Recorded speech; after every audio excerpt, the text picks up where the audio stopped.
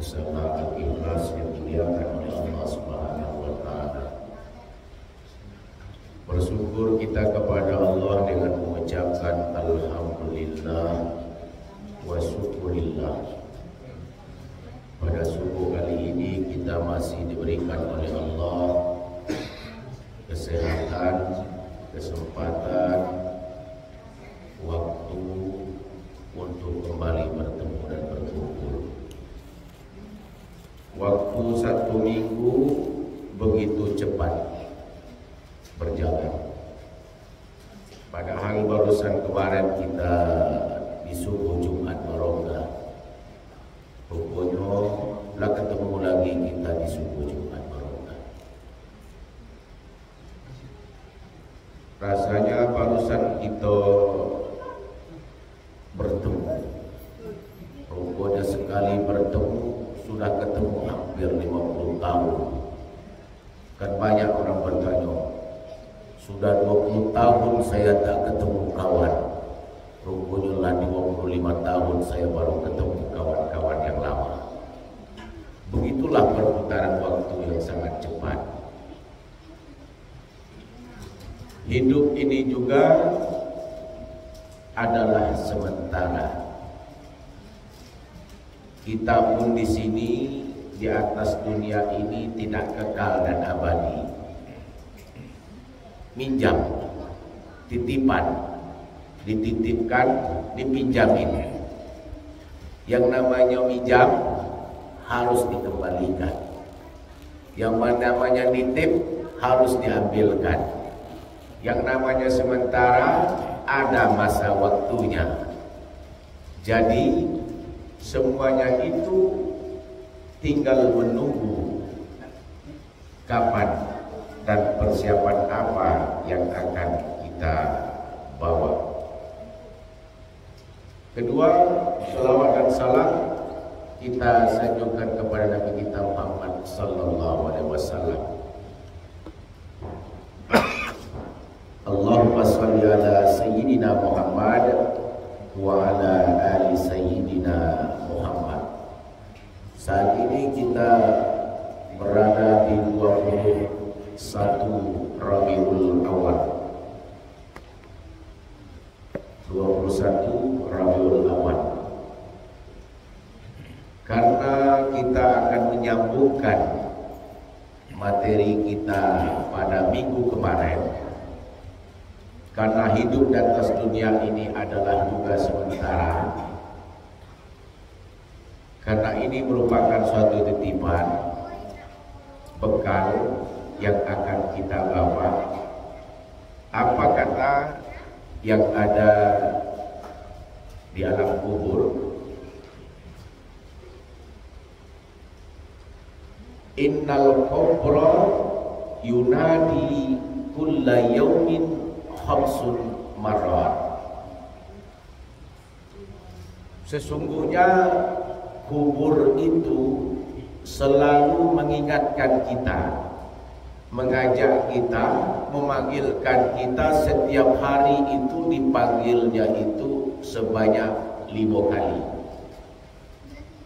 Ada yang menyebutkan sab'un marrat, ada yang mengatakan 7 kali, dan ada pula yang mengatakan khamsun marrat, 5 kali. Yang pertama yang sudah kita bahas kemarin, apa yang diingatkan setiap hari diingatkan di alam kubur itu? Pertama, ana baitul wahidah. Saya ini adalah tanah tempat hidup dengan kesendirian. Yang namanya masuk kubur Bapak Ibu itu tidak ada rame-rame, pasti sendiri, dan tidak ada juga yang mau ngawadinkannya gitu dalam kubur, pasti sendiri. Lah tiba dalam itu, apa yang diingatkan alam kubur? Wahai manusia, ingat bahwa saya itu di dalam itu cuma sendiri, tidak ada kawan. Kalau di atas dunia ini masih enak, ketemu Pak Mulyadi, ketemu Pak RT, ketemu Jayapura, ketemu Pak pimpinan Bumi Aksara, masih enak, aduh kawan. Tapi kalau lah masuk kita ke dalam, tak ada lagi kawan di dalam itu. Ana baitul wahidah, sendiri gitu. Nak minta tolong sama siapa kita di dalam itu?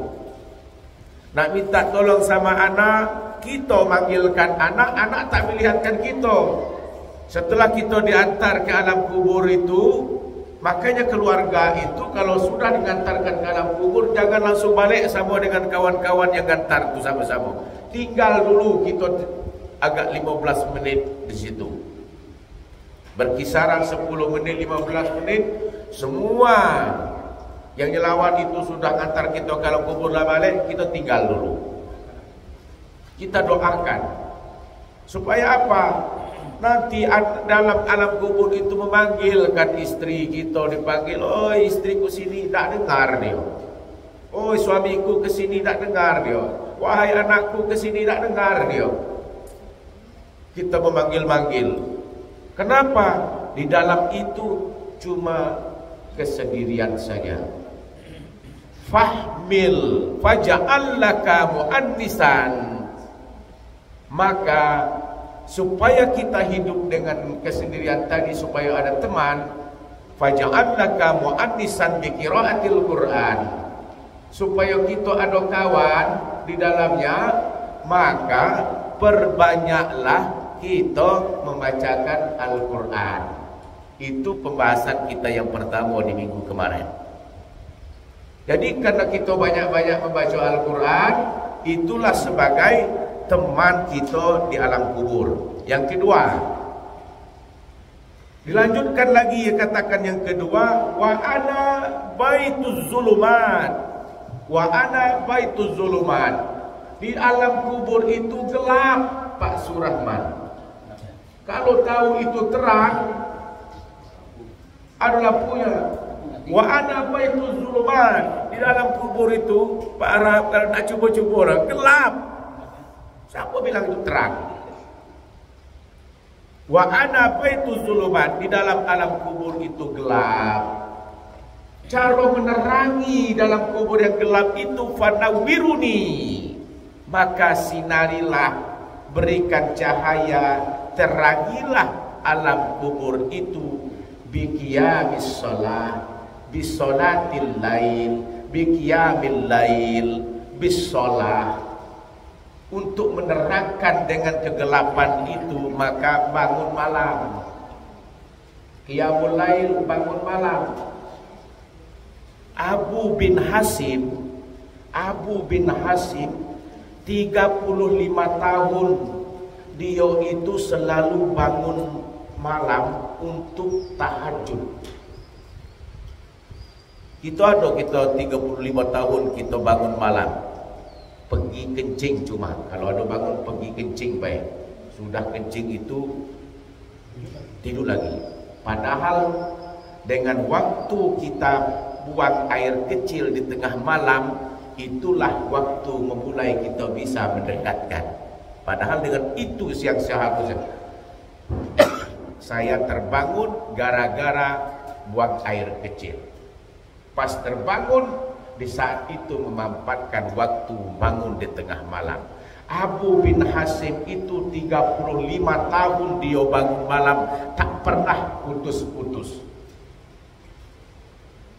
Tetapi dengan 35 tahun dia bangun malam itu, dia, Abu bin Hasim itu tidak dikatakan sebagai hamba Allah.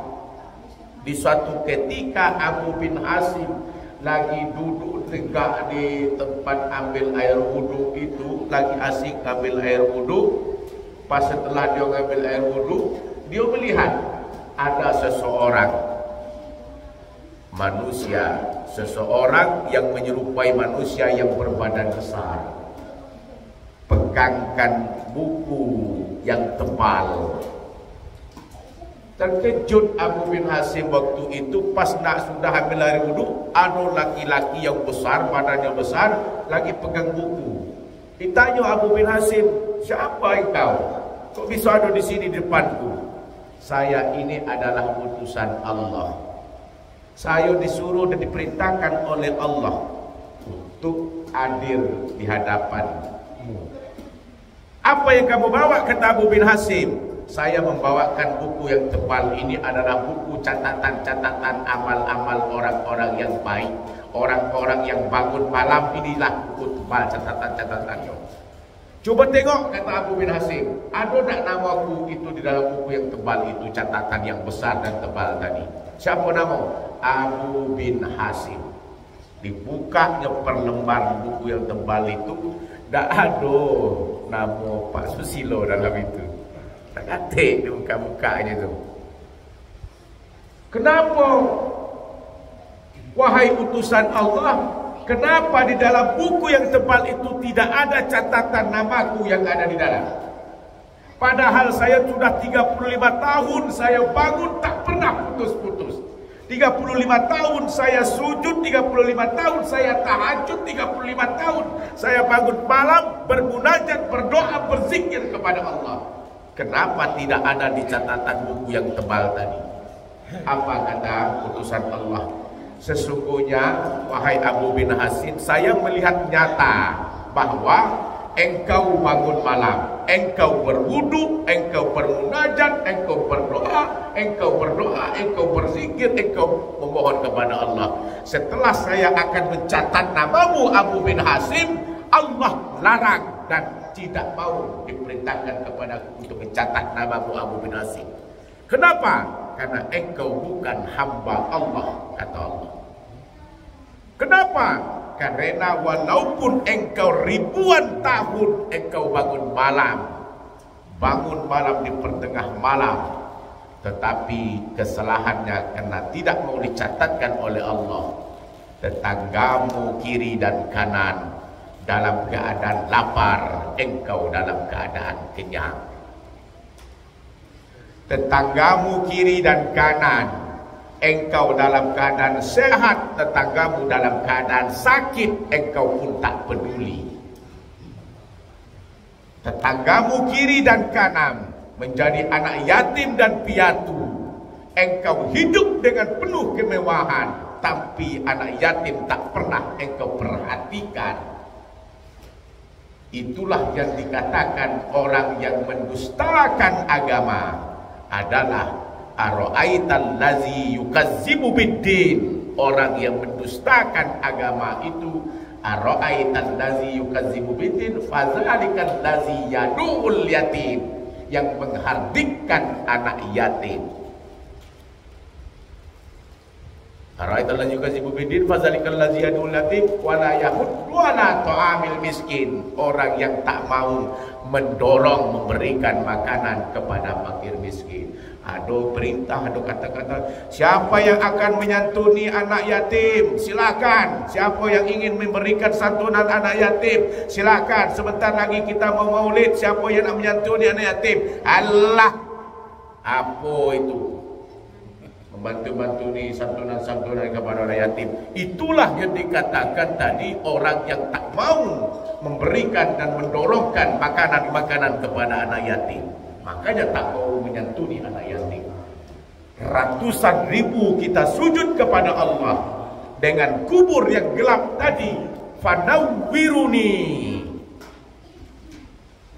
biqiyamil lail, bisolatil lail. Itu yang kedua, untuk menerangkan alam kubur kita nanti itu. Sinarilah, terangilah dengan solat malam. Sudah kita bahas minggu kemarin. Yang ketiga, apa yang diingatkan di kampung di alam kubur itu? Yang ketiga, setiap hari dikatakan wa ana baitut turab. Wahai manusia, bahwasanya di alam kubur itu penuh dengan tanah. Di bawahnya dialaskan dengan tanah, di atasnya ditimpa pula dengan tanah, ke kiri pun ditimpit dengan tanah, ke kanan dihimpit pula dengan tanah, di atas kepala, di depan kepala kita dihimpit pula dengan tanah, di belakang kaki kita dihimpit pula dengan tanah. Semuanya itu ditutupkan dengan tanah dan kita beralaskan tanah. kata Rasulullah sallallahu alaihi wasallam, wa ana baitut turab. Maka kalau kita itu hidup di dalam turab, dalam tanah tadi, fahmilul firas, bawa kasur ke dalam itu. Apa kasurnya itu? Alasnya di dalam alam kubur, yaitu amalan soleh, amal-amal soleh yang kita jadikan alas tempat kita tidur di alam kubur. Orang yang berbagi bawa makanan ke subuh berkah, amal soleh. Orang yang mengambil duri di tengah jalan, amal soleh. Orang yang bersedekah, amal soleh. Orang yang menolong orang lain, amal soleh. Orang yang memberikan minuman, amal soleh. Orang yang berbuat apa? Amal soleh. Untuk supaya kita tidur di bawah itu dengan nyenyak, dialaskan dengan firas, kasur, alasnya itu dengan amal soleh. Nah, nanti sebelum kita dipanggil, jangan bawa kasur ke dalam itu.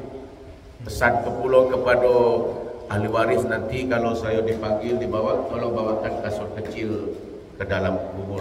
Bukan itu, amal soleh yang dibawa. Yang keempat, harilah terang. Yang keempat, wa ana baitul ifai. Wahai manusia, bahwa saya itu di dalam itu adalah sarang ular. Sarang ulet.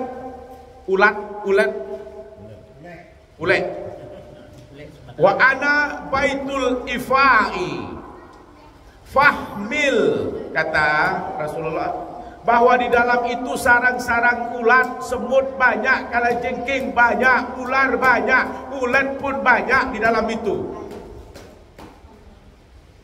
Fahmil bitir yakin wahwa bismillah, bahwa di dalam itu banyak sarang-sarang itu. Jasad kita ini dibagi 3 bagian. Sepertiganya itu hak Allah, sepertiganya itu hak kita, sepertiganya itu hak ulet, hak ular. Masuk kita ke alam kubur itu diambil. Mana hak Allah yang menggerakkan badan kita ini, ruh ditelap dalam jasad ini. Allah ambilkan haknya sepertiga dari badan kita, yaitu ruh. Sudah Allah ambilkan, mati. Langsung ke kaku, langsung beku. Hak Allah telah diambil sepertiga. Lalu apa? Sepertiganya itu dimasukkan lagi ke dalam alam kubur. Diambil pula sama haknya ular tadi, ulat tadi, semut tadi, binatang buas tadi. Dimakannya semua badan-badan kita. Sepertiganya diambil oleh hak-hak binatang buas. Sepertiganya lagi baru milik kita. Itulah badan kita terbagi dengan 3 bagian. Sepertiga milik kita itulah yang kita persiapkan dengan amal soleh. Maka untuk mengisi amal soleh diri kita tadi sepertiga, makanya isi hati kita dengan ilmu melalui subuh berkah. Isi kita hati kita dengan ilmu dengan majlis talim. Isi hati kita dengan ilmu dengan memperingati maulid Nabi, yaitu menambah pengetahuan agama. Isi hati kita dengan amal, yaitu kita beramal soleh. Isi hati kita dengan adab adalah dengan akhlakul karimah sesuai maulid Nabi Muhammad sallallahu alaihi wasallam. Itu jasad 3. Yang